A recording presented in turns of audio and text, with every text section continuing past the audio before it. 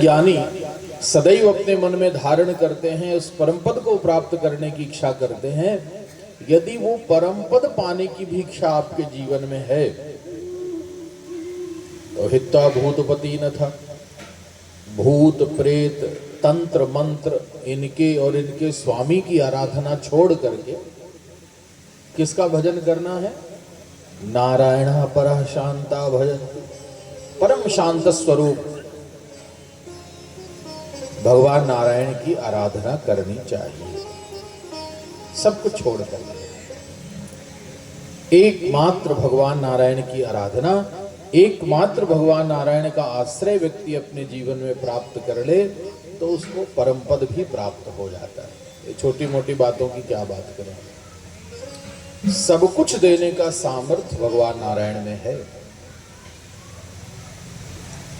अकामः सर्व कामो वा मोक्ष कामः उदारधि तीव्रेण भक्ति योगेन यजेत पुरुषम परम।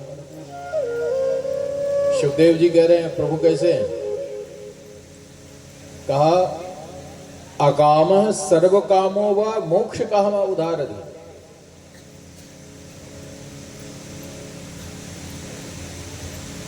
चाहे आप निष्काम हो, कोई कामना ना हो, तो भी आराधना किसकी? भगवान की। सर्व कामों व, या आपके मन में कामनाएं भरी हैं। कल आपको कहा था कि भक्त कहता है सब कुछ जो ध्यावे फल पावे, मेरा फल भी मिल जाए और मेरा दुख भी दूर हो जाए, सुख संपत्ति घर आवे, सुख संपत्ति भी आ जाए, कष्ट मिटे तन का, कष्ट भी जीवन से दूर हो जाए और मोक्ष भी मिल जाए। ये कौन होते हैं? ये सर्व काम होते हैं। इनको सब चाहिए, संसार का सुख भी चाहिए, भगवान भी चाहिए, मोक्ष भी चाहिए।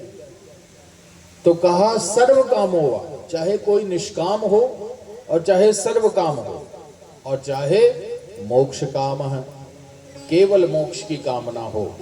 कैसा भी व्यक्ति हो, कैसी भी भावना हो उसकी, पर करना क्या है उसको?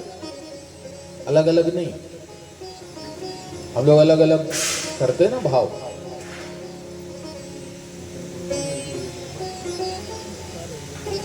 विवाह हो जाए उसके लिए हम लोग शंकर जी की आराधना करते हैं।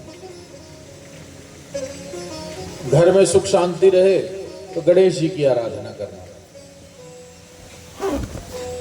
धन संपत्ति आ जाए इसके लिए कुबेर की उपासना करना। हमारे भगवान तो सीजन के अनुसार बदलते रहते हैं। सीजन बदला तो भगवान बदल जाते हैं। लेकिन एकमात्र भगवान की आराधना करने से सब कुछ पूरा हो जाता है। अलग अलग भटकने की आवश्यकता नहीं है। एक भगवान मानस में कह रहे हैं, जा पर कृपा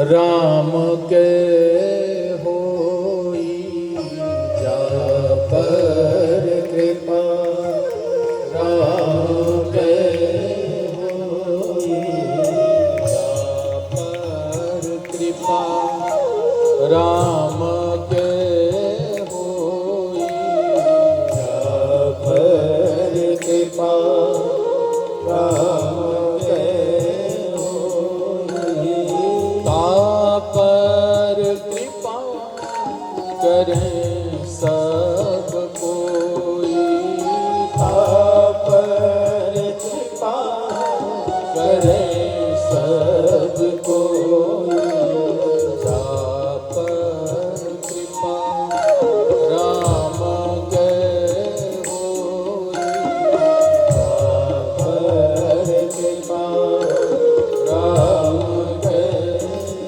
होई। प्रायः लोग जानते, जा पर कृपा राम के होई, ता पर कृपा करें सब कोई। पर इस चौपाई में अनन्यता का दर्शन करा रहे हैं गोस्वामी जी। भगवान के प्रति इतनी बड़ी अनन्यता कि केवल अपने इष्ट का ध्यान करिए, परम आराध्य केवल भगवान नारायण का स्मरण करिए। हर एक मंदिर में हर एक देवता के घर जा जाकर मांगने की जरूरत नहीं पड़ेगी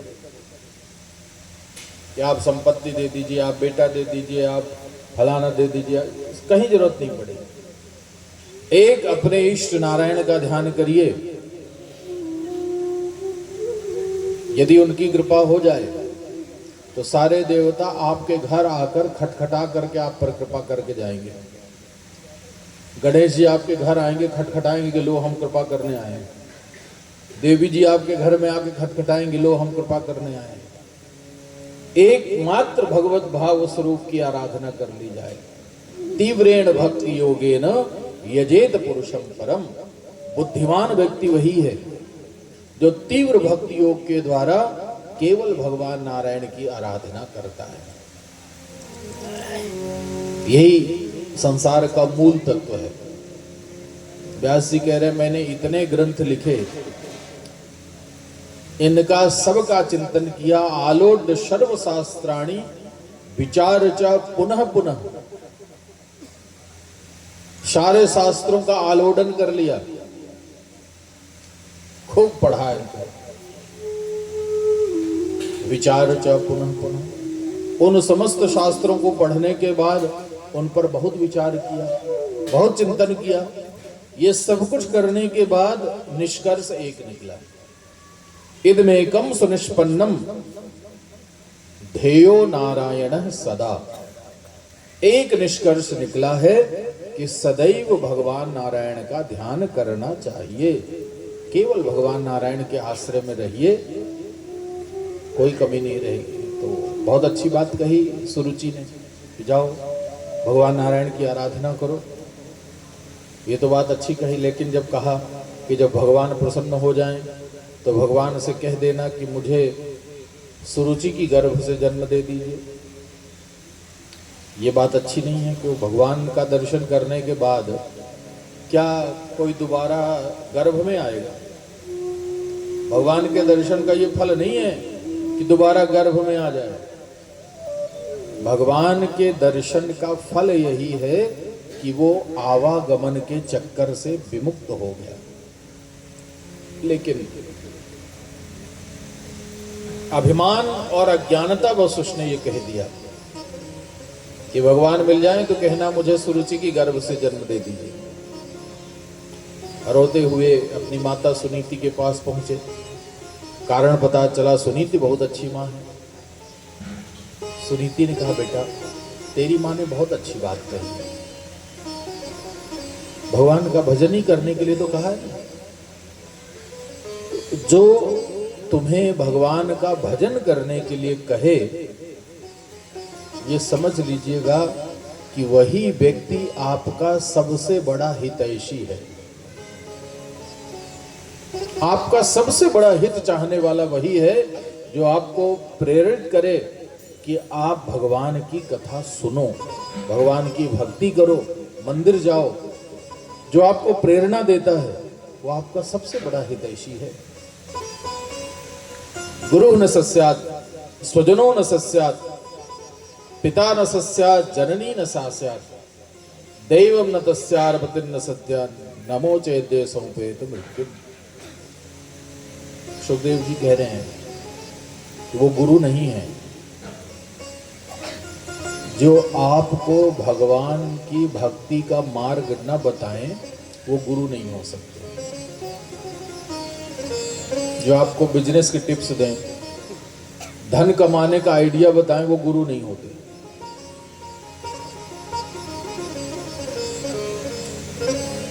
जो आपको सांसारिक वस्तुओं की प्राप्ति का मार्ग बताएं, वो गुरु नहीं हो सकते।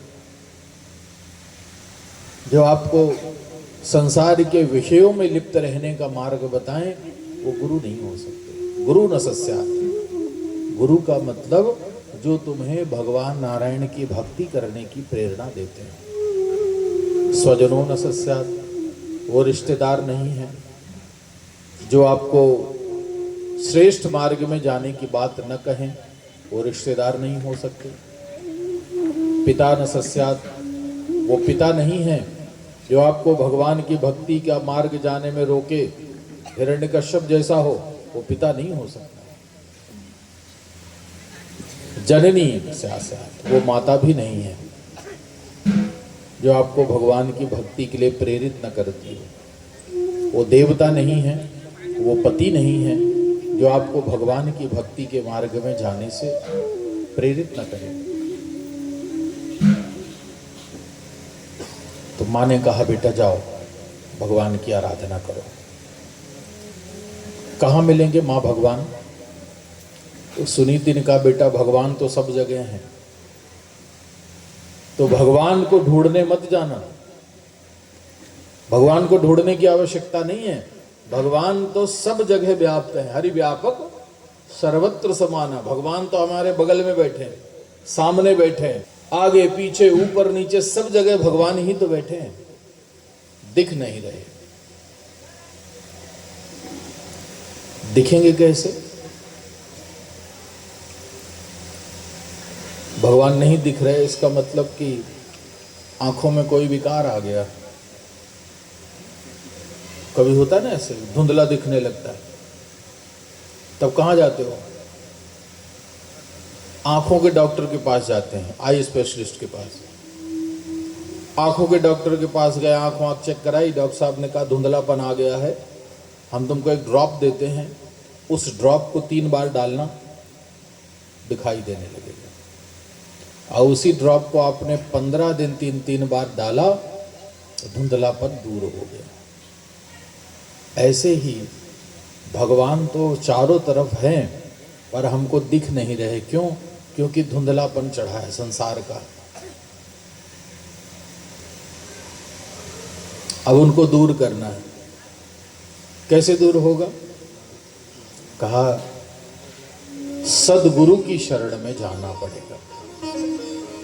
तही कर बिमल बिलोचन ही के। आप गुरु की शरण में जाइए,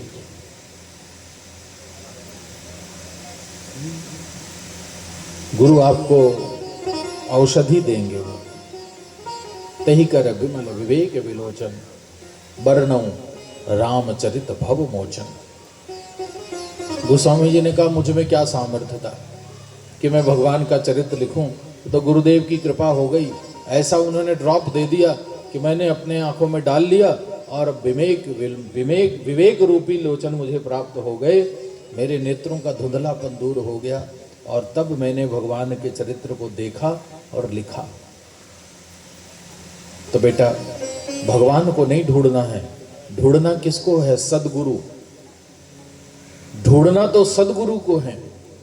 ऐसे सदगुरु की खोज करें जो हमारे नेत्रों को ऐसा अंजन प्रदान कर दें जिससे हमारे नेत्रों का ये रोग दूर हो जाए। जाओ खोज गुरु की करना।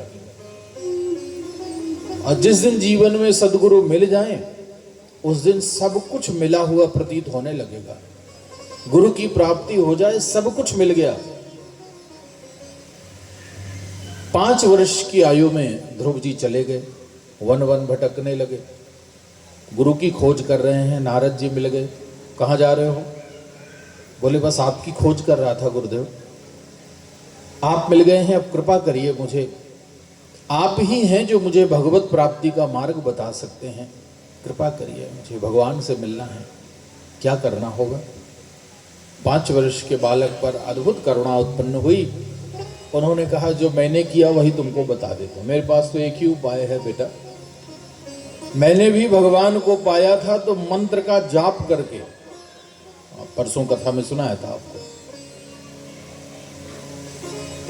तुम्हें भी मैं मंत्र देता हूं, उस मंत्र का जप करना, भगवान मिलेंगे। ओम नमो भगवते वासुदेवाय मंत्रेणानेन देवस्य कुर्यात् द्रव्यमयीं बुधा। इस द्वादशाक्षर मंत्र का जप करना, भगवान मिल जाएंगे। कहां करूं? कहा जप करने के लिए हमेशा पवित्र स्थान की खोज करनी चाहिए। बहुत बार लोग पूछते हैं कि महाराज जी चलते फिरते उठते बैठते क्या जप कर सकते हैं? तो चलते फिरते उठते बैठते जप नहीं होता, जप एक जगह बैठकर होता है। कहां बैठकर? शुचौ देशे प्रतिष्ठाप्य भगवत गीता में भगवान कह रहे हैं, अर्जुन जप करने के लिए सबसे पहले एक पवित्र स्थान की खोज करनी चाहिए। कहाँ करना चाहिए जप? बहुत अच्छी अच्छी जगह बताई गई। जप कहाँ करें? कहा पहले तो घर में कोई अच्छा स्थान ढूंढें, पवित्र स्थान घर में जहाँ भगवान की आप पूजा करते हैं वहाँ बैठिए। बेडरूम में जप नहीं होता अच्छे से, रसोई घर में जप अच्छे से नहीं होता, जहाँ भगवान का पूजा घर हो घर में वहाँ जप करिए। घर से और अच्छा फल मिलता है मंदिर में बैठकर जप करने से। मंदिर में बैठ के जप करिए, विशेष फल है। और बढ़िया फल चाहिए तो पीपल या बट वृक्ष के नीचे बैठकर जप करो, उसका विशेष फल मिलता है। और अच्छा फल चाहिए तो किसी नदी के किनारे बैठकर जप करिए, उससे भी अच्छा फल मिलता है। और बढ़िया फल चाहिए तो गंगा और यमुना जैसी नदियों के नीचे बैठकर जप करिए तो और अच्छा फल मिलेगा। और बढ़िया फल चाहिए तो किसी तीर्थ में बैठकर जप करिए, तीर्थ में जप करने का और बढ़िया फल होता है। सबसे बढ़िया फल चाहिए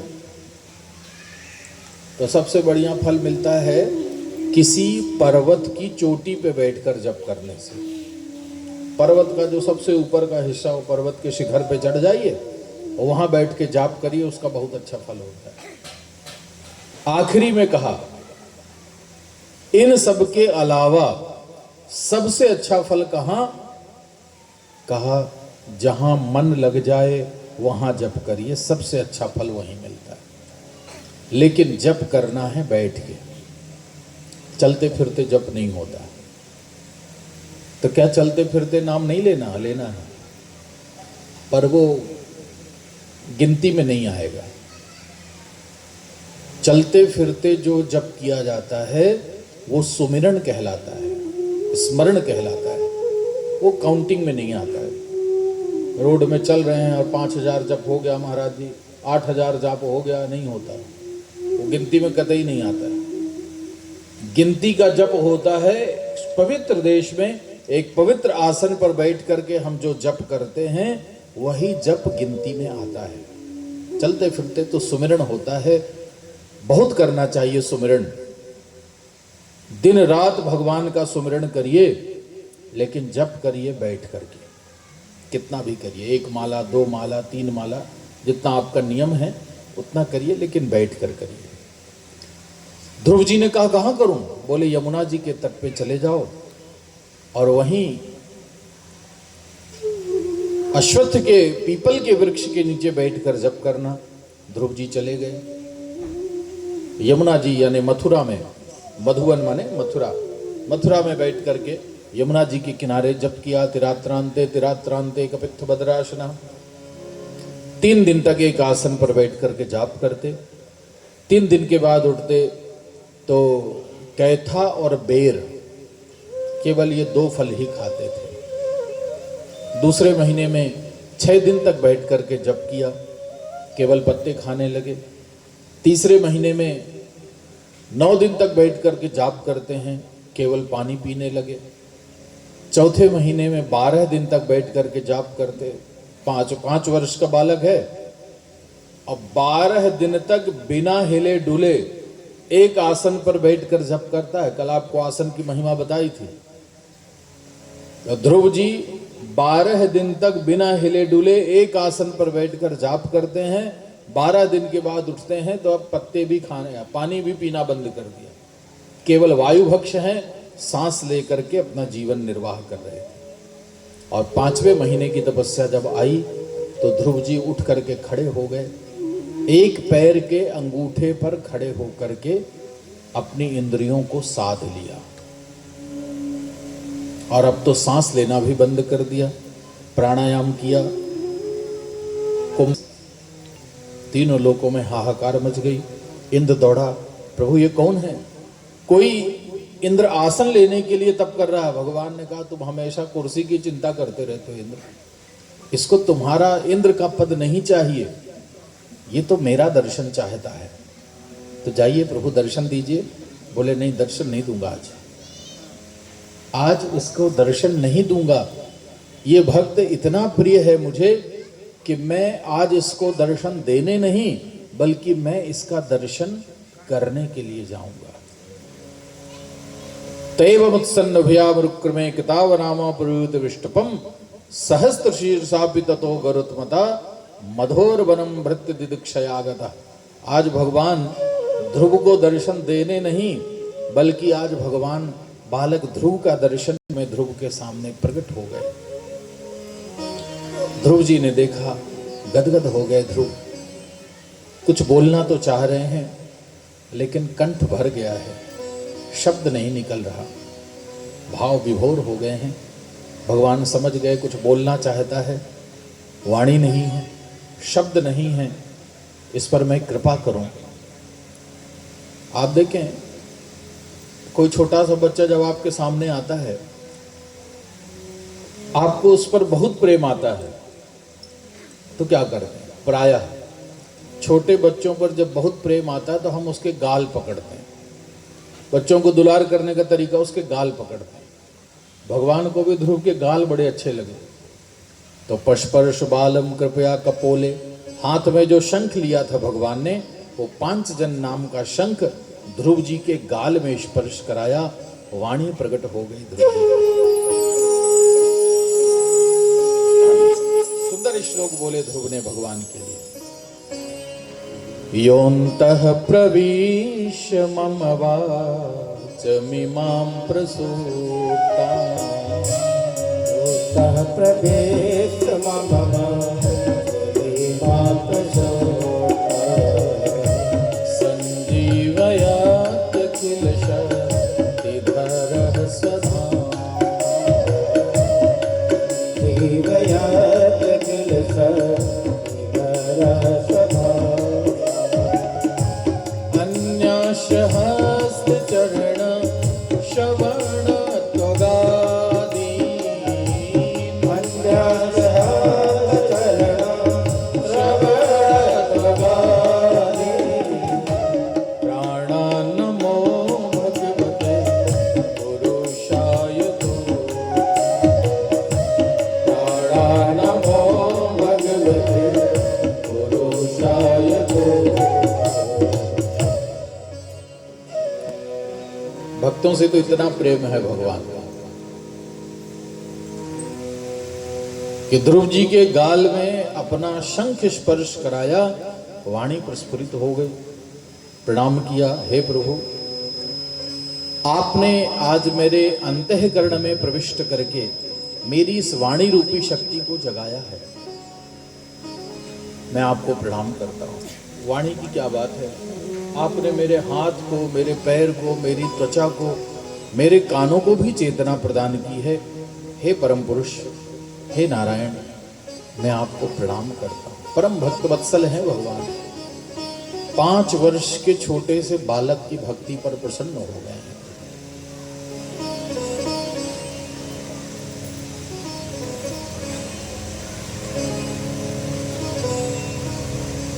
भगवान की भक्ति का बहुत बड़ा। एक बार पुष्य संप्रदाय के आचार्य स्वामी वल्लभाचार्य जी, पुष्टि संप्रदाय में बाल रूप की पूजा होती है, छोटे से बाल स्वरूप की पूजा होती है। तो छोटे से बाल गोपाल की पूजा करते थे, अर्चा विग्रह था उनका, उनकी अर्चना करते, सुंदर पूजा करते और फिर अपने हाथों से भोग बना करके भगवान को ग्रहण समर्पित किया करते थे। ये उनका नियम था। तो प्रतिदिन के अनुसार एक दिन भगवान बाल स्वरूप की पूजा किया, बाल गोपाल की पूजा किया और भोग बनाया। उनकी भगवान से बातें भी हो, इतने सिद्ध महाआचार्य थे वो कि साक्षात भगवान से बातें किया करते थे। बाल रूप भगवान प्रतिदिन उनसे बातें किया करते थे। तो सुबह सुबह बढ़िया भगवान के लिए हलवा बनाया आटे का, भगवान को भोग लगाया। भगवान खाते और मुंह बनाते, दूसरा चम्मच खाते फिर मुंह बनाते। स्वामी वल्लभाचार्य जी ने सोचा क्या बात है, पूछा प्रभु क्या बात है, अच्छा नहीं क्या? भगवान कुछ बोले ना, फिर मुंह बनाए। उन्होंने पूछा मीठा नहीं है क्या? भगवान ने कहा बिल्कुल मीठा नहीं है। ठीक है, कल अच्छा बनाऊंगा। अगले दिन फिर पूजा किया और भगवान के लिए हलवा बनाया, तो आज खांड थोड़ा ज्यादा डाली।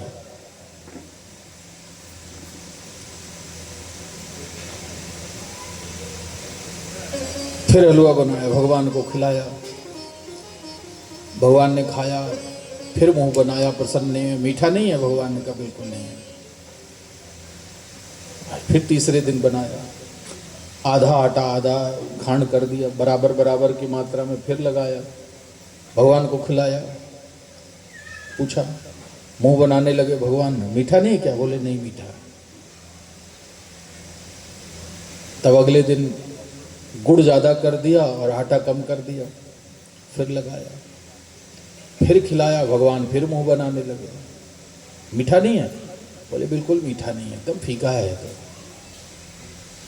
वल्लभाचार्य ने चख के देखा, मीठा तो बहुत है, अच्छा क्यों नहीं लग रहा प्रभु को? अगले दिन बनाया तो बिल्कुल 100 ग्राम आटा डाला और पूरा गुड़ डाल दिया, बनाया, फिर खिलाया, भगवान ने फिर मुंह बनाया। वल्लभाचार्य जी ने कहा प्रभु मीठा नहीं है? अरे बोले बिल्कुल मीठा नहीं है। प्रभु मैंने तो बहुत ज्यादा गुड़ डाला। बोले गुड़ तो डाला, पर 100 ग्राम आटा क्यों डाल दिया? सब मिठास खत्म हो गई। अगले दिन पूरा गुड़ ही गुड़ का हलवा बनाकर खिलाया, भगवान बड़े प्रसन्न हो गए। उसी दिन वल्लभाचार्य जी ने प्रसन्न होकर के भगवान के लिए स्तोत्र लिखा, जिसको हम मधुराष्टकम कहते हैं, मधुराधिपते रखिलम मधुरम। हे मधुरता के अधिपति, आपकी मिठास तो ऐसी है जिसमें 100 ग्राम आटे की भी मिलावट नहीं है। भगवान कितने मीठे हैं? इतने मीठे हैं कि उनमें 100 ग्राम आटे की भी मिलावट नहीं है, इतना मीठा हलवा है भगवान। मधुराधिपते रखिलम मधुरम, जिसमें मधुरता के अलावा कुछ है ही नहीं। इतने भक्तवत्सल हैं भगवान, इतने मीठे हैं भगवान। देखते ना, कभी साल भर में एक त्योहार आता है, उसमें शक्कर के खिलौने हम लोग लेके आते हैं घर में। शक्कर का हाथी होता है, शक्कर की गाय होती है। तो शक्कर का जो हाथी लेके आते हो आप, तो उसकी सूंड तोड़िए वो भी शक्कर होगी, उसकी पूंछ तोड़ो वो भी शक्कर होगी, उसकी एक टांग तोड़ लो वो भी शक्कर ही होगी। जैसे उस शक्कर के खिलौने में सब कुछ मिठास है, ऐसे ही भगवान में मिठास ही मिठास है, प्रेम ही प्रेम है, भक्त वत्सलता ही भरी है भगवान में। ध्रुव जी महाराज ने भगवान की इतनी सुंदर स्तुति की। 5 वर्ष के बालक की बात सुनकर प्रभु प्रसन्न हो गए। वरदान मांगो। उसने कहा नहीं, कुछ नहीं चाहिए प्रभु। भगवान ने कहा तुम्हें नहीं चाहिए, पर मैं देता हूं, जाओ 36,000 वर्ष तक पृथ्वी पर राज्य करो, उसके बाद तुमको ध्रुव पद की प्राप्ति कराऊंगा। 36,000 तक ध्रुव जी ने इस पृथ्वी पर राज्य किया। 36,000 वर्षों के बाद मृत्यु आई, क्योंकि संसार में आए हो तो मरना तो पड़ेगा, और ध्रुव जी नहीं मरे। ध्रुव जी ने कहा मृत्यु को थोड़ा झुक जाओ। मृत्यु थोड़ा झुक गई, मृत्युदेव थोड़ा झुक गए। मृत्युदेव के सिर पर पैर रख करके ध्रुव जी अपने ध्रुव लोक को प्राप्त हो गए। आज भी ध्रुव लोक में बैठकर भगवान नारायण की आराधना करते हैं। ऐसे भगवान भक्त वत्सल हैं। ध्रुव जी के वंश में अंग नाम के राजा हुए। अंग का एक पुत्र हुआ वेन, बड़ा दुष्ट राजा था। महात्माओं के श्राप से वेन की मृत्यु हो गई। वेन के शरीर का मंथन किया, भगवान के अंशावतार के रूप में पृथु और अर्ची के रूप में भगवान लक्ष्मी नारायण प्रकट हुए। पृथु जी ने इस धरती पर सबसे पहले बढ़िया सभ्यता का विकास किया। ये जो आप देख रहे हैं ना, पहले ये पृथ्वी ऐसी नहीं थी। कहीं बिल्कुल गड्ढे थे, कहीं बहुत पहाड़ था, कहीं खाई भरी थी, कहीं जल भरा था। पृथु जी ने इस धरती को समतल बनाया, गड्ढों को भरा, पहाड़ों को काट करके बिल्कुल समतल कर दिया। पहले लोग घरों में नहीं रहते थे, गुफाओं में, पेड़ों पर रहा करते थे। पृथु जी ने सबसे पहले घर बनाए, नगर बसाए, रहने की व्यवस्थाएं की।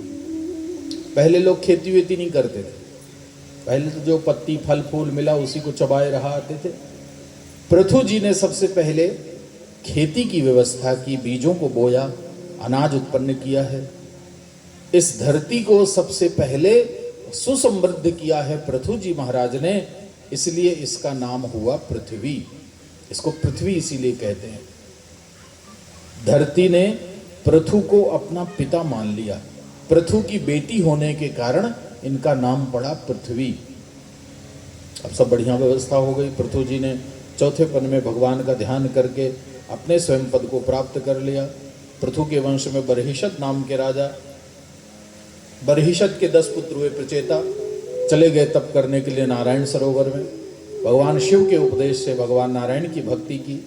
नारायण सरोवर कल आपको चर्चा में सुनाया था। 4 सरोवरों में एक सरोवर है नारायण सरोवर। नारायण सरोवर के अंदर घुस करके इन प्रचेताओं ने भगवान नारायण की आराधना किया। बरहिषद बहुत यज्ञ करने वाले राजा थे। नारद जी ने आकर उनको जीव और ईश्वर के श्रेष्ठ स्वरूप का दर्शन कराकर, पुरंजनोपाख्यान का दर्शन करा करके उनके मन के भय को दूर करके जीव को भगवत प्राप्ति का मार्ग बताया। बड़े प्रसन्न हुए विदुर जी महाराज। मैत्रेय ऋषि को प्रणाम किया। विदुर जी महाराज पुनः हस्तिनापुर की ओर प्रस्थान कर गए हैं। सुखदेव जी ने कहा अब आगे की कथा सुनो। मनु के दूसरे पुत्र का नाम था प्रियव्रत। बड़े भक्त थे भगवान के।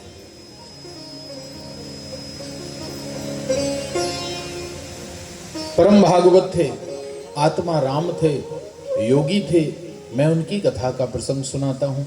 परीक्षित जी ने प्रश्न पूछा, प्रभु प्रियव्रतो भागवत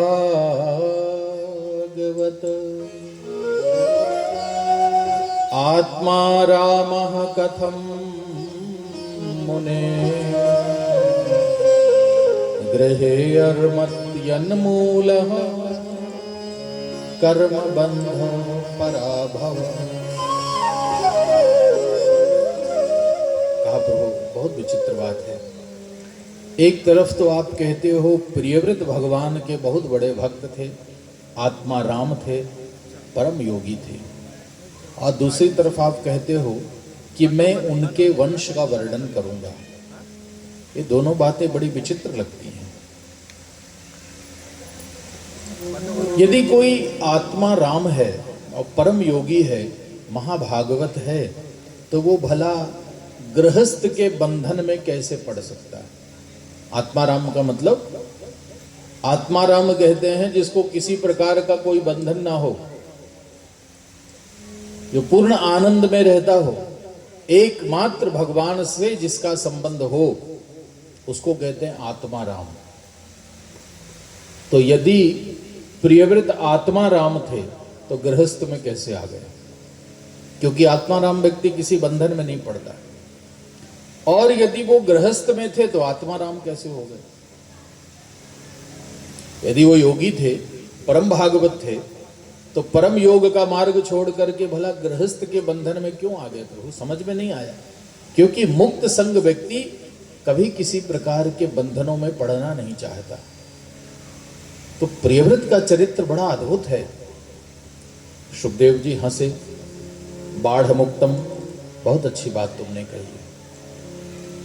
बात तो सत्य है कि जिसने एक बार भगवान के चरण कमलों की भक्ति का रस आस्वादन कर लिया हो, वो फिर संसार में और किसी रस को प्राप्त करने की चेष्टा नहीं करता।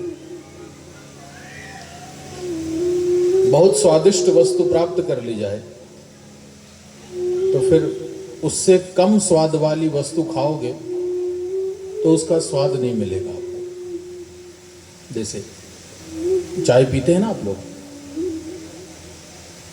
पीते ही होंगे, शर्माते क्यों, चाय तो पीते ही सब। तभी कथा के बाद जब चाय पीजिएगा तो उसके पहले थोड़ा सा गुड़ खाना। चाय पीने से पहले थोड़ा सा गुड़ खा लीजिएगा, और गुड़ खाने के बाद कितनी भी अच्छी चाय पी लीजिए, चाय का स्वाद कभी नहीं मिलेगा। क्यों?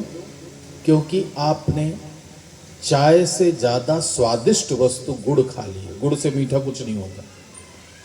तो गुड़ खाने के बाद संसार में किसी वस्तु की मिठास मुंह में नहीं आएगी। ऐसे ही जब तक भगवान की भक्ति का रस नहीं चखा तब तक तो संसार के रस अच्छे लगते हैं, लेकिन जिस दिन भगवान की भक्ति का रस जिह्वा को लग गया उस दिन संसार के सारे रस फीके हो जाते हैं। हम लोग तो रसग्राही हैं, रस की ही तुलना करते रहते हैं, आज ये मिल जाए। गोरखपुर में एक महात्मा रहा करते थे, बड़ी सुंदर उनकी चरित्र की कथा है। भगवान रघुनाथ जी के प्रेमी थे, तो उनका नाम था रघुनाथ दास। पर इतना प्रेम करते थे भगवान से तो लोग उनको रघु बाबा कहा करते थे। गोरखपुर में रहते थे, बड़ी भगवान की आराधना करते थे। इतने सिद्ध हो गए कि 10 बजे तक तो अपनी दैनिक दिनचर्या करते, 10 बजे अपनी दैनिक पूजा से फुर्सत होकर के मंदिर जाते, पर्दा बंद करके रघुनाथ जी की पूजा करते, फिर भगवान से बात किया करते थे। साक्षात भगवान रघुनाथ राम जी से उनकी बात होती थी। बात जब पूरी हो तो भगवान से रोज पूछा करते थे, प्रभु आज क्या खाने का मन है? तो भगवान बताते थे, आज हमें इस चीज़ का भोग लगाओ। जब भगवान बोलते तो बढ़िया मालपुआ बनता, और मालपुआ जब बन करके भोग लगता तो भीड़ लगती थी बाहर प्रसाद लेने वालों की। एक मालपुआ दो तो दूसरा हाथ बढ़ाते थे, एक और दे दो महाराज, पत्नी घर में है उसके लिए भी ले जाएं। किसी दिन बढ़िया खीर बनती, किसी दिन हलवा बनता, बड़ा सुंदर सुंदर रोज भोग भगवान को लगाते, रोज भगवान से पूछ के लगाते। और फिर प्रसाद लेने वालों की लाइन लगती। एक दिन भगवान भी नित्य लीला विहारी हैं। एक दिन 10 बजे जब अंदर गए, भगवान की पूजा की, बातचीत की, पूछा प्रभु आज क्या खाने का मन है? तो भगवान ने कह दिया आज कच्चा करेला खाने का मन है। अब रघु बाबा बाहर आए, सेवकों को कहा आज कच्चा करेला ले आओ, मंडी से 1-2 बोरी करेला ले आए, और उसी को अमनिया करके छोटे छोटे टुकड़े भगवान को भोग लगाया। जब भोग लगा करके बाहर निकले तो आज भक्तों की संख्या बिल्कुल न्यून है, आज लाइन नहीं लगी प्रसाद लेने वालों की। और जब वही करेला बर्तन में रखकर बांटने लगे तो जो लोग थे भी वो कहते थे बस थोड़ा सा दे दीजिए, प्रसाद तो प्रसाद ही होता है। मालपुआ के लिए 2-2 हाथ। तो सोचिए हमारी दृष्टि प्रसाद में है कि रस में है? प्रसाद चाहते हैं कि स्वाद चाहते हैं? हमारी दृष्टि स्वाद में है, अभी प्रसाद में नहीं है। प्रसाद में दृष्टि हो जाए तो करेला भी मालपुआ के जैसे मीठा लगने लगेगा। यदि प्रसाद में दृष्टि बन जाए तो वो भी मीठा हो जाए। तो कहा जब तक भगवान के चरण कमलों का रस जीवन में नहीं आता तब तक संसार के रस अच्छे लगते हैं। भक्ति का रस जिस दिन आ जाएगा सब रस फीके हो जाएंगे। प्रियव्रत मनु जी के दूसरे बेटे, बचपन से ही भजन के प्रति लगन लग गई, भजन ही करूंगा, निश्चय कर लिया विवाह नहीं करूंगा। और ऐसी संगत मिली कि नारद जैसे साथी मिल गए। नारद ने और कह दिया शादी वादी मत करना, बड़ा झंझट है इसमें। नारद की बात मान करके वो घर छोड़ के चले गए। मनु जी बड़े उदास हो गए, ब्रह्मा जी से कहा। ब्रह्मा जी ने आकर समझाया, प्रियव्रत केवल घर छोड़ के भाग जाने से भगवान नहीं मिल जाते, गृहस्थ में रहकर भी भगवान की प्राप्ति सरल है। और वैसे भी हमारे यहाँ कहा जाता है श्रेष्ठो गृहस्थाश्रम, गृहस्थ आश्रम तीनों आश्रमों से श्रेष्ठ है। 4 आश्रमों में सबसे बढ़िया आश्रम है गृहस्थ आश्रम, क्योंकि बाकी की तीनों आश्रम गृहस्थ पर आश्रित रहते हैं। ब्रह्मचारी को भी भोजन चाहिए तो कौन देगा? गृहस्थ ही देगा। सन्यासी को भोजन चाहिए तो कौन? आप ही लोग तो दोगे। सन्यासी को रहने को जगह चाहिए तो कौन देगा? आप ही तो दोगे। तो गृहस्थ आश्रम बहुत अच्छा है, लेकिन इस गृहस्थ आश्रम में कामादिक शत्रुओं को नियंत्रित करके यदि संयम से रहा जाए तो गृहस्थ आश्रम में भी भगवान की प्राप्ति बहुत सरल होती है। ब्रह्मा जी ने समझाया, सृष्टि के विस्तार को आगे बढ़ाने के लिए प्रियव्रत का विवाह हो गया। 10 पुत्र हुए इनके ज्येष्ठ पुत्र का नाम था आग्नेत्र। आग्नेत्र का विवाह हुआ पूर्व चित्ती नाम की अप्सरा के साथ। आग्नेत्र के पुत्र का नाम हुआ नाभि। नाभि का विवाह मेरु देवी नाम की कन्या से हुआ। इनके कोई पुत्र नहीं हुआ। ब्राह्मणों को बुलाया, पुत्रेष्टि यज्ञ किया, भगवान प्रसन्न हुए। क्या चाहिए? बोले हमारे यजमान को आपके जैसा बेटा चाहिए। कहा हमारे जैसा तो कोई नहीं है, तो अपने जैसा कहाँ ढूंढ के लाऊंगा? उपाय यही है कि मैं ही तुम्हारे यजमान का बेटा बन सकता हूँ। हाँ महाराज, कहने का मतलब यही है। भगवान ने कहा ठीक है, मैं ही आऊँगा। समय आने पर राजा नाभि के यहाँ भगवान के अंशावतार के रूप में भगवान ऋषभ देव जी का प्रागट्य होता है। बोल श्री ऋषभ देव भगवान की जय। अद्भुत तपस्या का प्रभाव था इनका। इंद्र ने उनकी तपस्या से प्रसन्न होकर के अपनी बेटी जयंती का विवाह कर दिया ऋषभ देव जी के साथ। आगे ऋषभ देव जी स्वयं भगवान के अंशावतार थे। इनके यहाँ 100 पुत्रों का जन्म हुआ। 100 में से 9 पुत्र बहुत बाल्यावस्था में घर छोड़ करके चले गए और तपस्या के मार्ग में रत हो गए, सिद्ध महात्मा हो गए। इनको नव योगेश्वरों के नाम से जाना गया। ये नव योगेश्वर कहलाए। जैसे 4 सनकादिक हैं, ऐसे ही ये 9 बालक नव योगेश्वर कहलाते हैं। इनके नाम भी बताए हैं। कवि, हरि, अंतरिक्ष, प्रबुद्ध, पिप्पलायन, आविर्होत्र, द्रुमल, चमशः, करभाजन, ये 9 बालक थे। इनकी कथा हम आखिरी दिन 11वें स्कंद की कथा में थोड़ा सा एक प्रसंग आया है, वहां पर सुनेंगे। शेष 81 पुत्र पूजा पाठ बड़ा प्रेमी हो गए, ये कर्मकांड में रत हो गए। ये पूजा पाठ करते करते ब्राह्मण हो गए। 90 पुत्रों की ये कथा। बाकी के जो 10 थे, उन 10 में से 9 पुत्रों को 9 स्थानों का राजा बना दिया गया। सबसे ज्येष्ठ पुत्र का नाम था भरत। भरत बड़े योग्य पुत्र थे, तो ऋषभ देव जी ने भरत को अपना राज्य दिया और वन में चले गए। तपस्या का एक बहुत बड़ा आदर्श ऋषभ देव जी महाराज ने प्रकट किया। ऋषभ देव जैसी तपस्या कोई कर नहीं सकता। अपने ही शरीर को जल वन की अग्नि में तिरोहित करके अपने धाम को चले गए। भरत जी राजा हुए। चौथे पन में भरत ने अपने पुत्र सुमति को राज्य दिया और गंडक क्षेत्र में जाकर गंडकी नदी के तट पर बैठ करके, आजकल जो नेपाल में है, उस गंडक क्षेत्र में जहां पुलस्त और पुलह जैसे ऋषियों ने तप किया था, वहां बैठकर तप करने लगे। तपस्या बहुत अच्छी थी, लेकिन थोड़ा सा कभी तपस्या के मार्ग में भी, पूजा पाठ भक्ति के मार्ग में भी कहीं थोड़ा सा गलती हो जाए